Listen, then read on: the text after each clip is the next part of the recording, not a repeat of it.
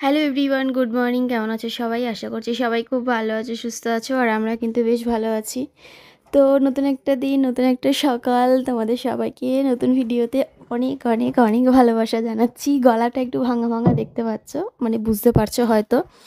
একদম সকালবেলা উঠে, মানে কি বলবো, রাত্রেবেলা এত রাত অবধি কাজ করেছি না। আর সমস্ত ভিডিওতে এডিট করে ভয়েস দেওয়ার পর, আমার এই ব্লগটা এডিট করার পর আর ভয়েস দিতে ইচ্ছা করলো না। ইচ্ছার থেকে বড় কথা, মানে সত্যি কথা বলতে ঘুমিয়ে একদম সেই পড়ে যাচ্ছিলাম, এরকম অবস্থা। প্রায় বাজে তখন 2টো। তারপরে এখন অনেক সকালবেলা আবার উঠে গেছি, কারণ ভিডিওতে ভয়েস দেওয়ার বাকি রয়েছে। তো ভাবলাম যে ভয়েসটা দিয়ে তারপরে দিকে আবার তো দিন শুরু করতে হবে, কারণ আবার ভিডিও করার রয়েছে। দিনের বিভিন্ন রকম প্ল্যান থাকে, সেই মাফিক কাজ না করলে না, মানে কাজ না করলে, এখন তো শীতকালের বেলা, বুঝতেই পারছো, একটু যদি এদিক থেকে ওদিক তুমি অগোছালো হয়ে গেছো, তাহলে সেই দিনটা পুরোটাই তোমার মাটি হয়ে যাবে। আর আমরা যারা ভ্লগ করি, মানে বিশেষ করে আমার ক্ষেত্রে, সকাল থেকে উঠে তো আর রান্নাঘরে দৌড়াতে পারি না। সকাল থেকে উঠে আগে বরকে ওঠাতে হয়, হাজারটা কাজ থাকে, সেই সমস্ত করে তবে রান্নাবান্না। আর এখন তো কুকিং ভিডিও শ্যুট হয়, তো মাকে বলতেও পারি না যে তুমি আজকে একা রান্নাটা একটু করে নাও। তো যাই হোক, সেগুলো তো আছেই। চলো এবার আজকের দিনটা শুরু করি। দিন শুরু বলতে আমাদের ওই ঝাড় দেওয়া, ঘর মোছা, বাসন মাজা, এগুলোই তো বলো। আমার খুব ইচ্ছা করে সকাল হলে বাবা, যদি বাড়ির পাশে একটু মাঠ থাকতো, একটু ধান ক্ষেত থাকতো, বা এখন তো সর্ষে খেতে সর্ষে হয়, সেসব জায়গা যদি থাকতো, সকালবেলা গিয়ে একটুখানি তার মাঝখানে বসে এক কাপ চা খেতাম। মানে আমার এত ইচ্ছা করে, কিন্তু কি করবো বলো, সেই সব জায়গায় তো বাড়ি করতে পারিনি।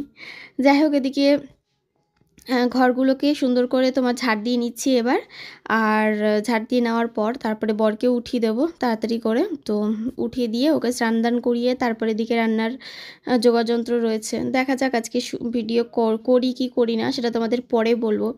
তবে আজকে একটা ভীষণ গুরুত্বপূর্ণ কাজ করলাম, সেটা হচ্ছে এই যে আমাদের কম্বল বের করতে হবে। তাও তো গত বছর যে বড় কম্বলটা কিনেছি সেটা বের করব না, কারণ ওটা রাখার জায়গা নেই। ওটা রেখে দিয়েছি, যখন কেউ বাড়িতে আসবে তখন এমার্জেন্সি পারপাস ওটা ইউজ করব। তবে এবছর ভেবেছি আর একটা কিনে রাখবো, দেখা যাক।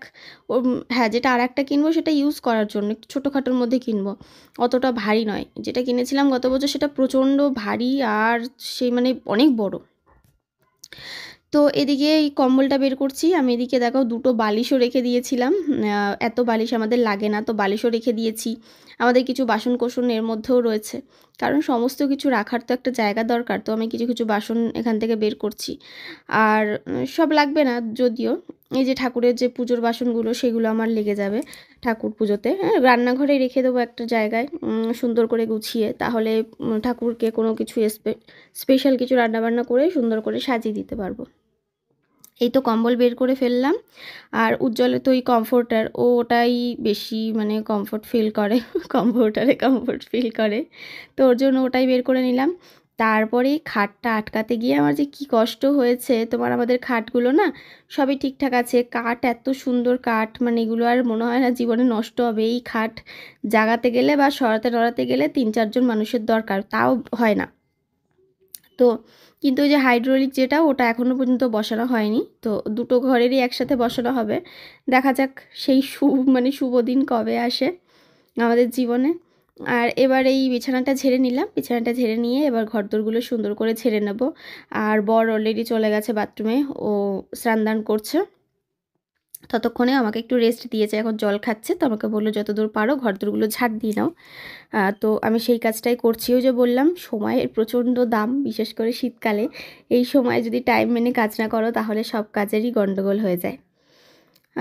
তো ওদিকে তোমার বাসন যেগুলো বের করা, সে কটা বের করে নিয়েছি, খুব বেশি বাসন বের করে নিই। আর তারপরে হচ্ছে তোমার এদিকে ডাইনিংটা পরিষ্কার করব একটু পরে। ভাবলাম যে ওপরটায় প্রচণ্ড দেখলাম কি সব নোংরা ফোংরা পাতা পাতা ফেলেছে, সেটা একটু ঝাড়ু দিয়ে ঝাড় দিয়ে নিলাম। কারণ হাতের কাছে আর কিছু পাইনি, ওটা দিয়ে নিয়েছি। আর এই পেস্তা, ওকে যদি কিছু পেতে দিই, সেটার ওপর ঘুমাবে না, তাকে গুটিয়ে গাটিয়ে এক জায়গায় করে সরিয়ে দিয়ে তারপরে শোবে। ও কিছুর ওপর শুতে চায় না, তাও তো আমি জোর করে দিই এখন শীতকালে যে এটার ওপর শো। আর এই জায়গাটা হচ্ছে এর ভীষণ প্রিয় জায়গা, এই জায়গাটায় ও শোবে সবসময়। তো ওই জন্যই আর কি ওইভাবেই শুয়ে থাকে, যেখানে সেখানে গরম লাগে আসলে। ওরা তো পশমে ঢাকা, ওদের সেফটি ওদের কাছে থাকে। তবুও আমরা ভাবি যে না, ঠান্ডা লাগছে। যাই হোক, এবার বরকে স্নান করিয়ে নিয়ে চলে এসেছি। আর বেশ অনেকটা সময় লেগেছে। এবার হচ্ছে তোমার এই যে তেলটা দেখো, তেলটা দিতে গেলাম, ও বললো যে তেলটা দিও না আজকে, মাথায় অলরেডি তেল রয়েছে, একদিন পর পর তেল নিলে অসুবিধা হবে না। তো আমি বললাম তাহলে পায়ে হাতে পায়ে ক্রিম মাখিয়ে দিই একটু, বলছে যে প্রথমে বলছিল না দিতে হবে না, তারপরে বলছে দাও। তো আমি বললাম দেখো হাত পায়ে ক্রিম না মাখলে না এখন এই শীতকালে সাদা হয়ে যাবে, সাদা সাদা ছোপ ছোপ হয়ে যায় না, মরা চামড়াগুলো ভেসে থাকে, দেখতে খারাপ লাগে। যদি মুখে আলাদা করে বলি কিছু মাখো, মাখবে না, বলবে ওটাই তুমি দিয়ে দাও। আর যখন তেল মাখাই মাথায় বলবে কি এক ফোঁটা তেল মুখে ডলে দাও। মানে পুরুষ মানুষ না সত্যি এরকমটাই হয়। আর এবার এই যে মাথা আঁচড়ে দিচ্ছি, মাথা আঁচড়ে দিয়ে তারপরে যাবো রান্নাঘরে, 1 কাপ চা, 1 কাপ চা নয়, সবার জন্য একটু চা করব। তা আমি সকালবেলা ফ্রেশ হয়েছি, আমার চেঞ্জ করা সমস্ত কিছু, তবুও নিজের মাথা টাথাগুলো সেভাবে আঁচড়াতে পারিনি। হ্যাঁ, আঁচড়াতে পারিনি সেটাও নয়, মেয়েদেরকে স্কুলে দিয়ে এসে আঁচড়েছিলাম যাওয়ার সময় আর কি। তারপরের থেকে নিজেকে আর আয়না দেখার সময় নেই, যতক্ষণ না স্নান দান করবো ততক্ষণ। আর যদি ভিডিও শ্যুট থাকে তাহলে একটুখানি রেডি হতে হবে, এই হচ্ছে ব্যাপার। আর এদিকে দেখো আমি বাদাম খাচ্ছি, বাদাম খেতে খেতে সবার জন্য চা ঢেলে নিচ্ছি, চা করে নিচ্ছি। কিছু একটা বলছিলাম মেয়েকে, শুনতে পাচ্ছিল না বলে জোরে ডাকছিলাম। আর তারপরে এদিকে চা খেতে এসে গেছি, তো মা বাড়িতে নেই, মা কোথাও গেছে আর কি। তো কোয়েল বললো যে মামি চাটা রেখে দাও, মা আসুক মানে দিম্মি আসুক তারপরে দিও। তো ওই জন্য আমরা দুজনে এদিকে চা খেতে বসে পড়েছি। আর এদিকে দেখো মেয়ে এসে গেছে, মেয়ে এসে গেছে বলতে ও একটু পড়াশোনা করছিল, তো ওই জন্য আর কি ব্যাগ ট্যাগ নিয়ে নিচের থেকে ওপরে ব্যাগ নিয়ে এসেছে। আর তারপরে এদিকে আমরা একটুখানি চা খেয়ে তারপরে রান্নাবান্নায় যাব। আজকে রান্না সেভাবে কিছু করব না, তো মা বললো যে আজকে ওপরে রান্না করব না, তুমি নিচে রান্নাটা করে নাও। মানে মা কিছুই বলেনি, মা বলছিল যে শরীরটা খারাপ লাগছে। তো তারপরে বললাম ঠিক আছে, তাহলে মায়ের শরীরটা খারাপ লাগছে, তাহলে আমি রান্নাবান্নাটা সেরে নিই। তো এদিকে ঘরে খুঁজছিলাম, প্রথমে দেখলাম যে মূলো রয়েছে আর ফুলকপি রয়েছে, বেশ কিছু জিনিস রয়েছে, মানে খুঁজলে পাওয়া যাবে এটা ওটা রান্নার জন্য। তো ভাবলাম যে পাতলা করে মূলো দিয়ে ডাল করি আর ফুলকপিটা কষা কষা করে করি। তারপরে নজরে পড়লো একটা বড় লাউ এনেছিল মা, ঘটের মতো লাউ। তো সেই লাউটা ভাবলাম যে না, কচি লাউ নষ্ট হয়ে যাবে, এনে রেখেছে, তাহলে লাউটাই করি। এবার লাউ যেদিন হয় না, লাউয়ের একটা প্লাস পয়েন্ট যেটা, সেটা হচ্ছে লাউ হলে শুধু লাউই হয়, মানে লাউয়ের খোসা ভাজা আমাদের বাড়িতে এত ভালোবাসে সবাই। একটু কালো জিরে দিয়ে একটু লঙ্কা দিয়ে যদি করে দিই আর তার মধ্যে একটু আলু কুচিয়ে দিয়ে ভেজে দিই, এত ভালো ভালো করে খাবে না সবাই, ওটা দিয়ে ভাত খেয়ে নেবে।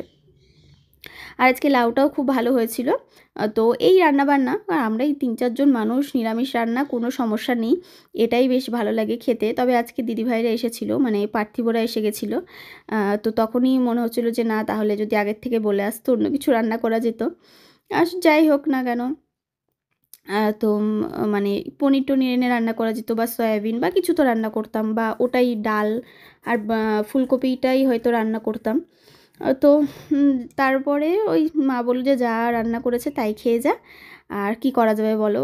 যখন যেটা মানে না বলে আসলে তো ওইভাবেই করতে হবে, কিছু করার নেই। তো যাই হোক, ওরাও বলেছিল, দিদিও বলেছিল যে না, লাউ রান্নাটা খুব ভালো হয়েছে। কারণ লাউটা আজকে জল ছাড়া একদম এত সুন্দর করে কষিয়ে কষিয়ে রান্না করেছিলাম আমি ঢাকা দিয়ে দিয়ে। আর নামানোর আগে একটু ধনেপাতা দিয়েছিলাম, বেশ সুন্দর একদম মাখা মাখা খেতে হয়েছিল। তো মা এদিকে কী একটা করতে এসেছে। ও আচ্ছা, মা স্নান করে নিয়েছে, তো আমাকে বললো যে আমি তাহলে পুজোটা দিয়ে দিই, তোমার তো রান্না করতে দেরি হয়ে যাবে। তো আমি বললাম তুমি পুজোটা দিতে থাকো, তারপরে খাবারটা হোক, তখন তারপরে ঠাকুরকে দিয়ে দেবো, এখন ওই ফল মিষ্টি দিয়ে পুজোটা দিয়ে দাও।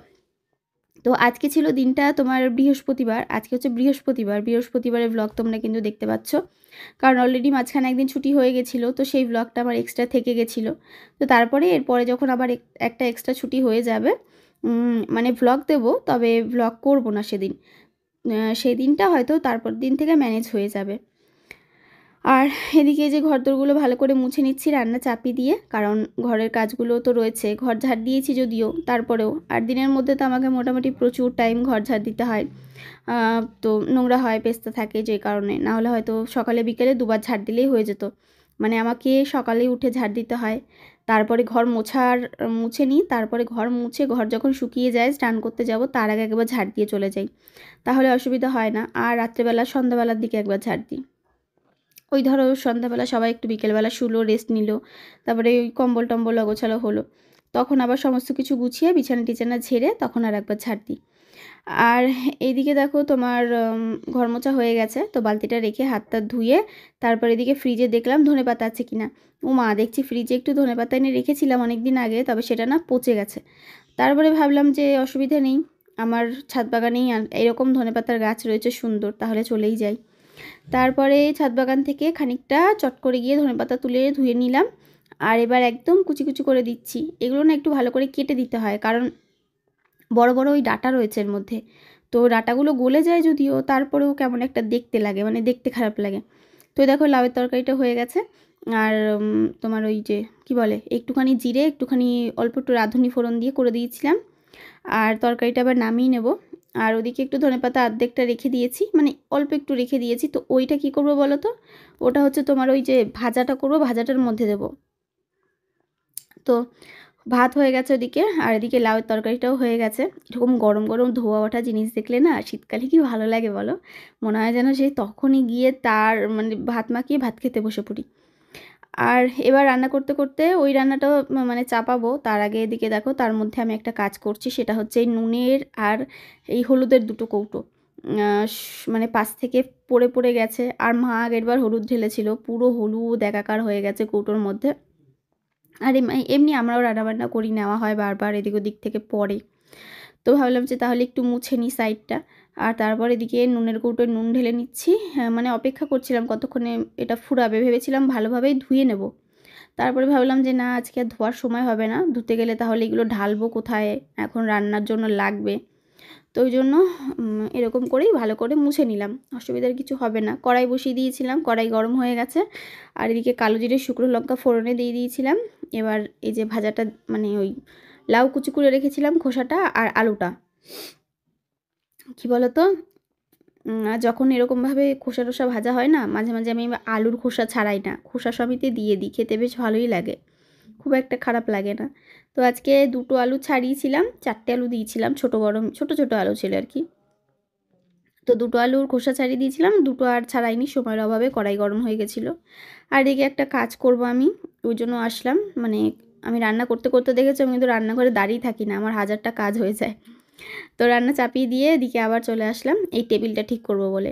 এই টেবিলের কভারটা না ছিঁড়ে গেছে, তো ভাবলাম তুলে রাখি। মানে এই এই টেবিলের কভার না পরালেও হয়, তবে আমাদের ওই আর কি নোংরা করে ফেলে মাঝে মাঝে, ভাত টাত খেতে গিয়ে সব প্রায় দিনই নোংরা হয়। কেউ হাত ধুলো, সেই হাত ঝেড়ে জল ফেললো এখানে খানিকটা, মানে এরকম পাতা পোতা ফেললো, তো এরকম হয় নোংরা। তো ওই জন্য ভাবলাম, ওই জন্য কভার পেতে রাখি, অতটাও নোংরা হলেও বোঝা যায় না। আর এই তো টেবিলটা ভালো করে মুছে নিলাম, মুছে নিয়ে এবার যতটুকুনি দরকার জিনিস ততটুকুনি এখানে রেখে দিয়েছি। ব্যাস, এই যে কমপ্লিট। একদম পুরো যেরকম টেবিলটা কিনে এনেছিলাম সেই রকমই। তবে আমার খুব ইচ্ছা ছিল একদম সে সাদা টেবিল যেরকম হয় সাদা টেবিল কেনার, তবে আমি যখন গেছিলাম সেই সময় সাদা টেবিল ছিল না, একদম পুরো সাদা কাচ যেরকম হয় না সেই সাদা টেবিল ওরকম।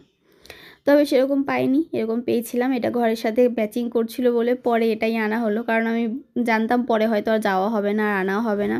তারপরে অর্ডার দিয়ে বানাতে গেলে না এখন মিস্ত্রিও পাওয়া যায় না, আর যতই বলো তুমি টাকা দেবে পয়সা দেবে, টাকা পয়সা ছাড়া তো কেউ কাজও করায় না, কিন্তু তারপরেও মানে ওদের এত কাজের প্রেশার আসতেই চায় না।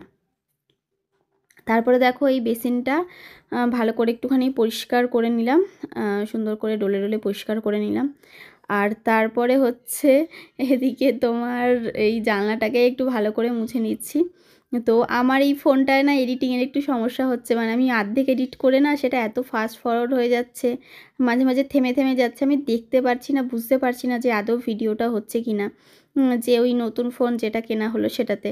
তো আমার একটু সমস্যাই হচ্ছে, এডিট করতেও সমস্যা হচ্ছে, ভিডিও শ্যুট করতেও হচ্ছে। তো উজ্জ্বল বললো কটা দিন করো, তারপরে আস্তে আস্তে আশা করি ঠিক হয়ে যাবে। আর আমার বাড়ির আজকে মানে আমার ব্যালকনির একজন নতুন সদস্য অ্যাড হয়েছে।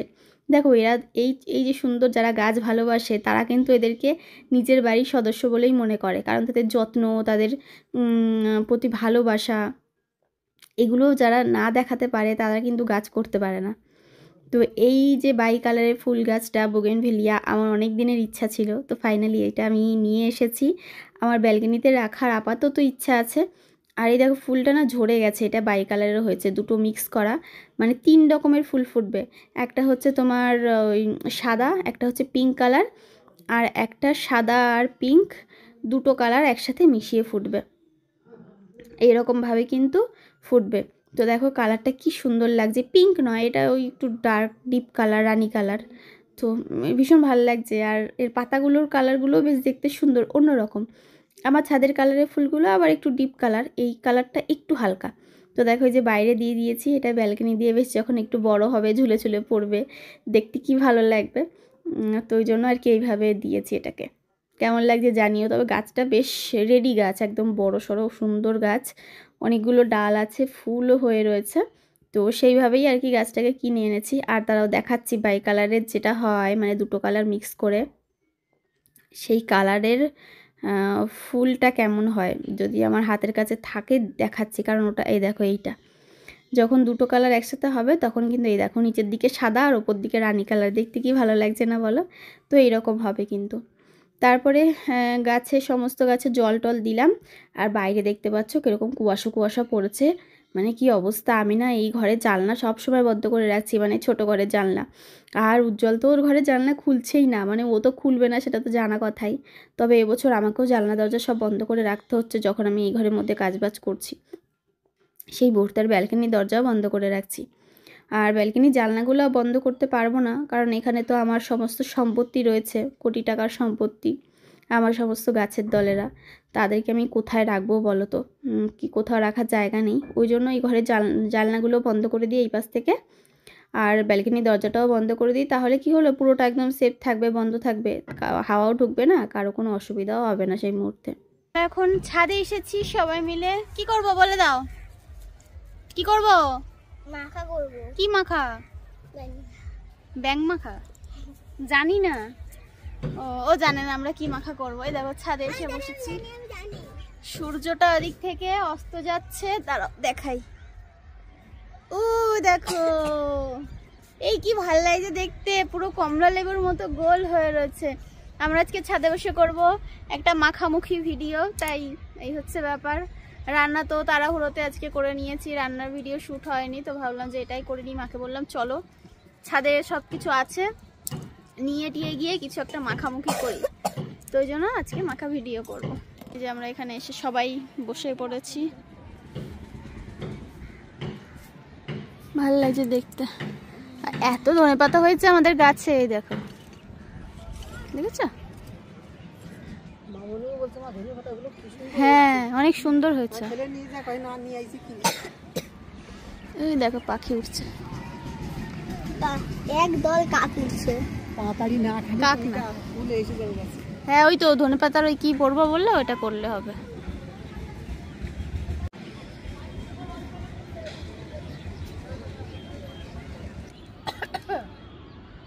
কি দারুণ টেস্ট হয়েছে আজকে। মা একটা মাখা ভিডিও করেছে, এর মধ্যে কি কি আছে তোমাদেরকে ভিডিওতে পরে শেয়ার করব।